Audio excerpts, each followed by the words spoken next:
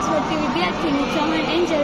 આજે હું તમને આપણા ઘરવા લોકગાયિકા દિવાળીબેન ભીલ વિશે થોડું જણાવીશ. લોકગીત આપણા ગુજરાતની આગવી ઓળખ હોય છે. આવા લોકગીતમાં ગુંજતો અનોખો નારીકંઠ એટલે દિવાળીબેન.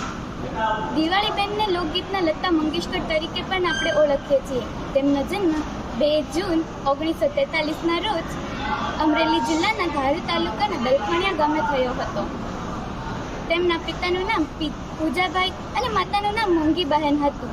તેમને મારે ટોડલે બેઠો રે મોર ક્યાં બોલે ને મોર ક્યાં બોલે, મારે ટોડલે બેઠો રે મોર ક્યાં બોલે, દાદા હો દીકરી અને સોના વાટકડી રે કેસર ગોળા વાલા મિયા, લીલા તિરંગનો છોડ રંગમાં જોયા વાલા મિયા જેવા લોકગીતો ગાયા છે. તેટલું જ નહીં પણ જેસલ તોરલ નામની ફિલ્મમાં બાપ તારું પ્રકાશ નામનું ગીત ગાયું છે. તેમને લંડન ગુજરાત સિટી તરફથી સન્માન, સૌરાષ્ટ્ર યુનિવર્સિટી તરફથી હેમુ ગઢવી એવોર્ડ, તે પછી ગુજરાત ગૌરવ એવોર્ડ અને કવિ કાગ એવોર્ડ જેવા પુરસ્કારોથી તેમને નવાજવામાં આવ્યા છે.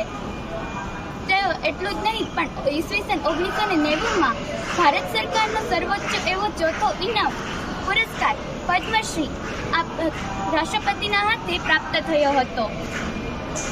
આવા પદ્મશ્રી દિવાળીબેનનું માંદગીના કારણે 72 વર્ષની ઉંમરે પોતાની પ્રિય ભૂમિ જૂનાગઢમાં 19 મે 2016માં અવસાન થયું હતું. Thank you.